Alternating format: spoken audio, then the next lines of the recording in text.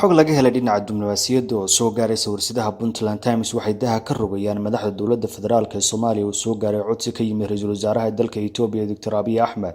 kaasoo doonaya la siiyo saldhig ciidan oo ku yaala mid ka mid ah xeebaha Somaliland kaasoo muhiim u noqonaya saldhigyada ciidamada badda ee dalka Itoobiya ay doonayaan inay ka sameystaan xeebaha badda cas.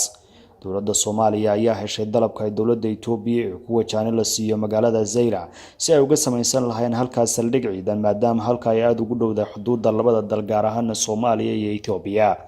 dambaalka oo gaaray Muqdisho ayaa taasi markii ay dhacday dowladda Turkiga aad uga carootay waxayna u aragtay inay Zaylac tahay magaalo taariikh fac weyn ku leh Soomaaliya sidoo kalena qayb weyn ka ah xeebihii qadiimiga ah ee taariikhda Islaamka inay tahay in la ilaashado dunida Islaamku ay ku faanto.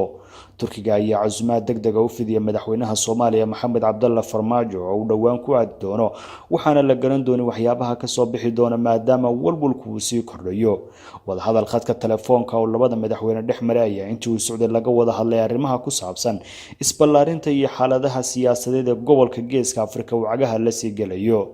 Itoobiya waxay si toos ah u sheegtay in ciidamadeeda badda ay dhisayaan ay ka howlgalayaan wadamada jaarka la gaar ahaan Soomaaliya, Djibouti iyo Eritrea taasoo muujinaysa in ururka badda cas ay tahay halis kale oo weyn oo Soomaaliya qayb mar kale ay ka noqon karto. xaaladda ayaa u muuqanaysa mid aan weli saldhig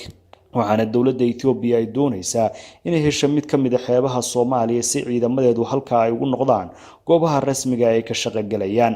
lama garanayo sida xaalad noqon karto xilli degmada Zaylac ee gobolka Awdal ee Somaliland ay tahay mid ka mid ah arrimaha muhiimka ah ee gobolka sida weyn dhinacyadu ay ugu loolamayaan.